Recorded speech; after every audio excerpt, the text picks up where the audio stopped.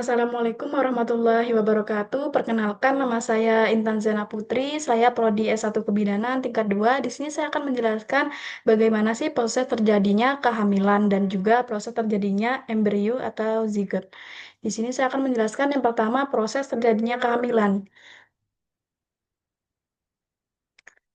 Ovulasi yaitu terbentuknya atau eh, keluarnya sel telur dari ovarium. Nah, selanjutnya, saya akan menjelaskan bahwa perempuan kan memiliki yang namanya ovarium. Kita perempuan akan memiliki di dalam rahim itu ovarium kanan dan juga kiri. Sebelum itu, kita juga akan mengalami yang namanya proses menstruasi. Nah, proses menstruasi itu kapan sih yang paling bagus terjadi?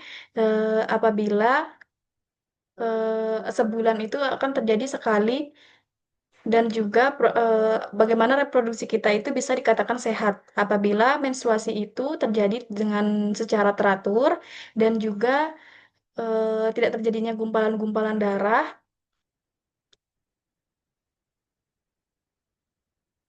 dan bagaimana kita mengetahui kapan menstruasi kita itu lancar atau teratur caranya dengan kita mencatat kapan tanggal haid atau HPHT kita terakhir, haid pertama dan juga terakhir kita. Nah, selanjutnya di sini saya akan menjelaskan kapan sih proses kehamilan bisa terjadi, di umur berapa kita seharusnya akan mengalami kehamilan. Bagusnya itu kita akan mengalami kehamilan itu di umur 20 hingga 30 tahun. Karena sistem endokrin kita akan bekerja lebih bagus di usia 20 hingga 30 tahun. Selanjutnya, sini saya akan menjelaskan fertilisasi. Fertilisasi itu eh, proses bertemunya sel telur dan juga sel sperma. Itu sel telur itu akan ke keluar dari ovarium. Nah, akan disebut sebagai ovulasi. Dari hipotalamus kita itu bekerja untuk mengatur sistem endokrin kita. Nah, di hipotalamus itu akan mengeluarkan yang namanya hormon GnRH atau gonadotropin stimulating hormone. Nah, dari GnRH ini menegaskan sistem atau pituitari. Jaringan pituitari ini untuk mengeluarkan yang namanya hormon FSH dan juga LH. Apa sih itu yang namanya hormon FSH dan LH? Di sini saya akan juga menjelaskan hormon FSH. Nah, yang pertama itu hormon FSH. Hormon FSH ini bertugas untuk menstimulasi folikel. Untuk folikel ini mengeluarkan sel telur yang berada di dalam ovarium. Folikel ini bertugas untuk mengeluarkan sel telur yang berada di ovarium. Selanjutnya, saya akan menjelaskan apa itu LH, luteinizing hormone. Luteinizing hormone ini adalah eh, bertugas untuk melepaskan sel telur yang berada di ovarium yang akan keluar menjadi ovulasi, melepaskan sel telur ini. Nah, ketika sudah lepas, sel telur tersebut akan keluar menjadi ovulasi. Selanjutnya, di sini saya akan menjelaskan jika sel telur tadi eh, sudah dikeluarkan, maka selanjutnya di sini saya akan menjelaskan ketika sel telur tadi sudah dikeluarkan, nah atau sel telur tadi sudah matang dikeluarkan, maka dia akan dilapisi dengan lapisan pelindung yang namanya corona radiata dan juga zona pellucida.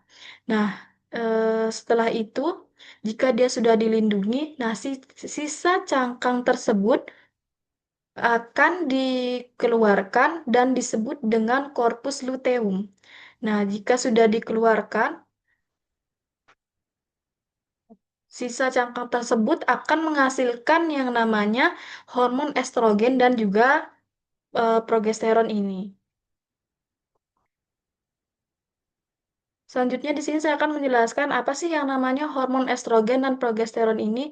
Nah, Hormon estrogen ini adalah hormon yang eh, menghasilkan penebalan dinding rahim di endometrium. Dia yang akan menyebabkan terjadinya penebalan dinding rahim. Nah, apabila tidak terjadinya sel telur dan sel sperma ini tidak bertemu, maka dinding rahim ini akan meluruh atau terjadinya menstruasi yang kita alami perempuan setiap bulan. Nah, selanjutnya ketika sudah estrogen ini meluruh karena tidak terjadinya kehamilan, di sini saya akan menjelaskan hormon progesteron. Nah, hormon progesteron ini adalah hormon yang melemahkan atau memperlambat terjadinya kontrasi karena estrogen ini tadi, penebalan di dinding rahim ini. Dia yang melemahkan otot polos yang disebabkan estrogen ini karena penebalan, agar tidak terjadinya kontraksi. Ini saya akan menjelaskan.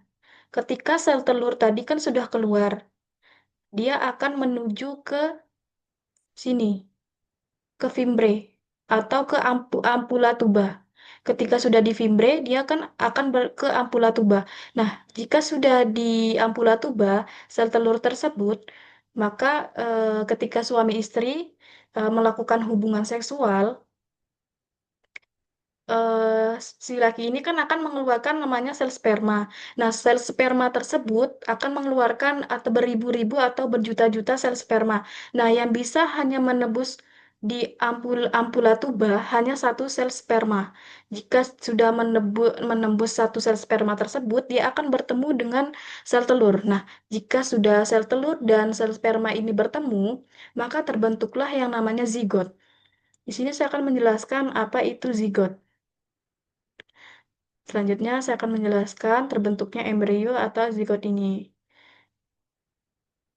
Nah, jika sudah bertemunya sel telur dan sel sperma, dia akan bergabung menjadi zigot. Zigot ini adalah gabungan antara sel telur dan sel sperma. Dia akan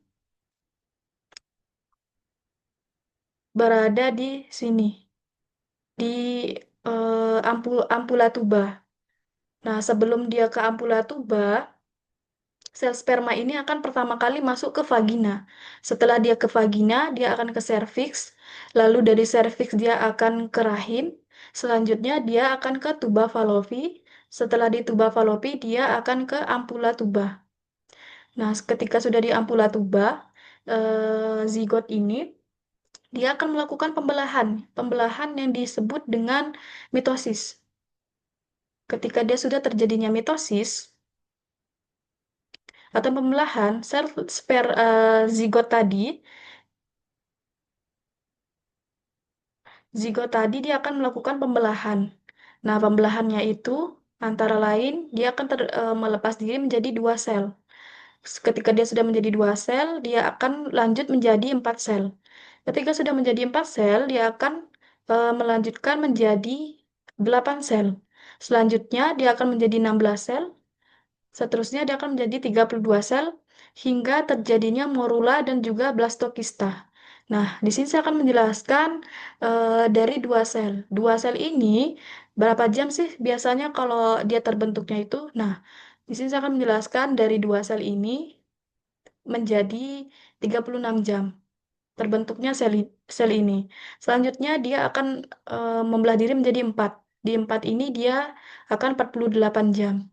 Selanjutnya dia akan membelah diri lagi menjadi 8 sel. 8 sel ini 60 jam.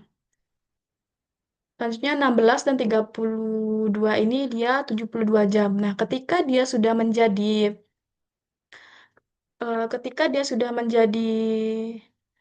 membelah diri menjadi 32 sel ini, dia akan terus berjalan ke tuba Fallopi. Ketika dia sudah berjalan terus ke tuba Fallopi, dia akan terus menerus ke berjalan ke uterus. Nah, ketika dia sudah di uterus, dia itu kan akan terbentuknya janin nih. Sebelum dia terbentuknya janin ini, dia akan menjadi morula. Nah, terbentuknya morula ini dia berkisar dari 4 hingga 5 hari. Ketika sudah terbentuk menjadi morula, barulah dia akan terbentuk menjadi blastokista. Nah, ketika sudah menjadi blastokista, ini dia otomatis akan terbentuknya menjadi sebuah janin di dalam rahim. Nah, ketika sudah me- menjadi di blastokista ini, dia akan menempelkan diri atau implantasi. Terjadinya implantasi di dalam rahim atau endometrium. Endometrium tadi yang disebabkan karena estrogen itu kan penebalan dinding rahim, dia akan menempel di sana. Terjadinya implantasi. Nah, ketika sudah terjadinya blastokista ini, apabila tidak terjadinya ini, dia akan mengalami tidak terjadinya kehamilan, melainkan terjadinya abnormal pada janin. Nah, ini sangat penting eh, karena jika apabila tidak terjadinya kehamilan ini, dia akan tidak terjadinya kehamilan atau disebut dengan kehamilan anggur, yang disebut dengan molahidati soda atau kehamilan anggur ini karena tidak terbentuknya janin. Di blastokista ini dia terjadi dari 8 sampai 14 hari dia terjadinya implantasi atau penempelan yang disebut di dinding rahim karena yang tadi estrogen dan juga progesteron. Ini blastokista ini kan terjadinya 2 minggu, 2 minggu 8 sampai 14 hari.